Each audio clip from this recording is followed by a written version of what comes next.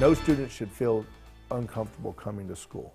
No student should feel uncomfortable walking down the hallway.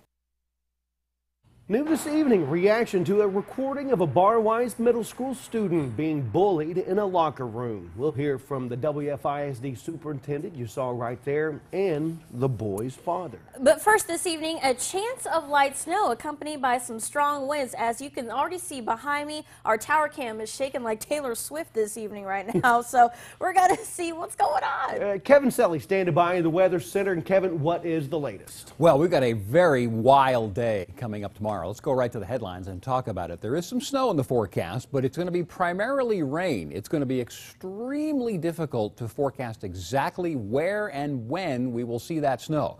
It's a warm enough system that we see primarily rain, but there's enough energy, enough dynamics, enough cold air coming in that some snow may fall at times. Most of us will not see anything as far as snow accumulation, maybe a dusting in the southeastern parts of Texoma, and I'll detail the counties in just a little bit. On the high end, we would expect maybe up to 3 inches of wet snow. The real big headline for everybody is going to be a very, very, very windy day tomorrow. Sustained winds by afternoon will easily be 25 to 35 miles per hour. We are expecting some gusts of 55 miles per hour or higher, maybe even 60 in some spots. I will put all of that together for you in the forecast in just a couple of minutes, guys.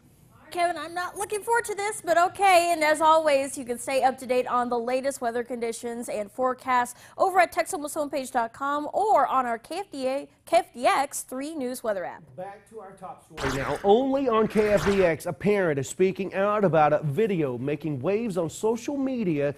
It shows his son being slapped. Jaron Spoor is at Barwise Middle School. And Jaron, you talked with the boy's father today. What did he say?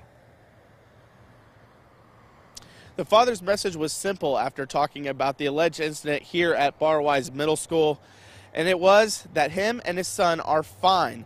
Now, this all started when his son, LaDamian Johnson, was in the school's locker room during the first period when he was slapped by another student. Now, this was the second time this has happened, and his father, Harvey Johnson, wants something to be done. I believe the school should do something to implement some type of programs to definitely make sure they minimize the situations next time, because it's going to happen. You can't be there all the time. Superintendent Michael Kurt says when something like this happens, there's a long checklist they have to go through to determine if bullying did occur. Some of those items include: was it a single significant act? Was it a pattern of acts? And did it physically harm a student or damage their property? Okay, Jaron, thank you. Now, Johnson at first decided to pursue charges, but since has decided not to. New developments in the Justin Love murder trial. Love took the stand in his own defense this morning, saying he never told Blaine Brooks to shoot Dominic Thrasher. Love was called by his attorney to refute prosecution witness testimony about his alleged role in the shooting back in 2015. Love admitted he first lied when he was questioned about what happened, but he then denied directing Brooks to shoot Thrasher when he ran without paying for marijuana. The third suspect, Whitney O'Brien, testified it was Love who told Brooks to shoot Thrasher.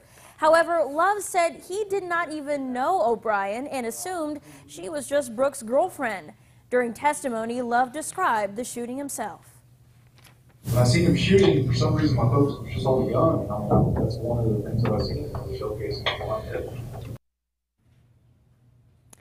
Well, both sides rested their case today, and closing arguments will take place tomorrow morning.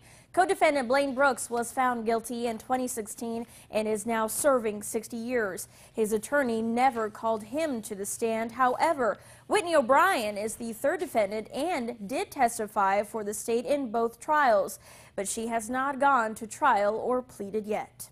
And a 32-year-old Dallas man is now charged with assault of a public servant after police say he attacked a United Regional emergency room tech. Police were dispatched to the hospital around 6:30 last night, and the victim told an officer she was assisting in moving Kevin Perry from one room in the ER to another.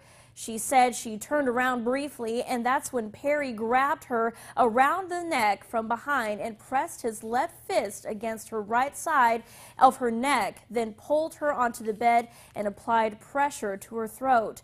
She said she had to struggle to breathe until other ER staff grabbed Perry and pulled him off of her and restrained him until police arrived. Dramatic footage out of the Dallas area this evening following a house fire there. And you can see right there police officers catching a 10-year-old boy as he jumps from a second-story window during a fire. It happened yesterday when an apartment building went up in flames in southeast Dallas. 3 officers responded and cleared an 8-unit building, but people were trapped on the second floor of one of the units. One officer broke a window by throwing his baton. Then, in heroic fashion, all 3 officers caught the boy as he jumped. Amazing video.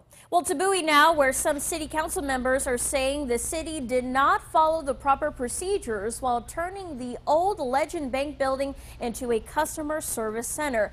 Landon McBride was there today and joins us now with more. Landon? Bids for the renovations came in at less than $50,000, but City Manager Burt Cunningham says there were a few unforeseen problems that had to be addressed once construction started, causing the cost to rise. Once the amount of money crossed that $50,000 mark, the problem started. City Councilor Tammy Buckmaster says according to procurement laws, if a project costs more, then an architect or engineer is supposed to be called in, which did not happen. However, City Manager Burt Cunningham says they did not go over by much, which means they stayed within the law. The law says you can go over it to a certain percentage, and if you look at the percentages, we didn't go over that. We haven't done anything illegal. It's all been bid. Buckmaster has asked the code enforcement officer if the building should be allowed to remain open if the correct procedures were not followed. She's not concerned about the safety of the building, just if laws have been followed correctly. All right, Lena, thank you for clearing that up. Now, coming up at 6 o'clock, we will hear more from Cunningham and Buckmaster about this developing situation. Developing out of Washington, the Farm Bill is heading to the president's desk now. Both the House and Senate passed the massive $867 billion ag bill this week after months of negotiations. But as Anna Warnicki reports, not everyone's happy with the final product. Chairman of the Senate Agriculture Committee, Kansas Senator Pat Roberts, says Christmas came early for America's farmers. We got your back. You can go to your lender and say, I'm good for 5 years. Roberts says getting everyone on board wasn't easy. It took months for House and Senate negotiators to reach a compromise. It's not the best possible bill. It's the best bill possible. The House passed the final bill on Wednesday after the Senate passed it on Tuesday.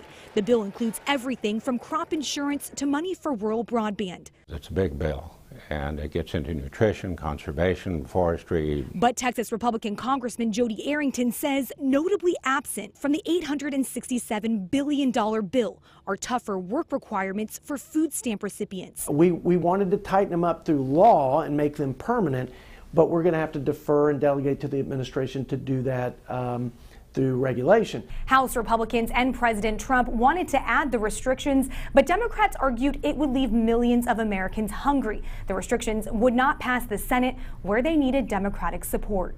A lost opportunity to have a chance to reform the food stamp program. Darren Bax with the Conservative Heritage Foundation says Republicans should be embarrassed by the final farm bill. Why would you want to pass a bill that's a bad bill that goes against your principles? Roberts says the answer is farmers need the help now. Farmers need to look forward to the future to make investments if they possibly can.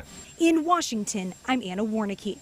President Donald Trump says he's ready to sign the bill just as soon as it comes to his desk. 2 Texoma representatives, Mac Thornberry and Jody Arrington, you just saw in that story there, both voted for the bill.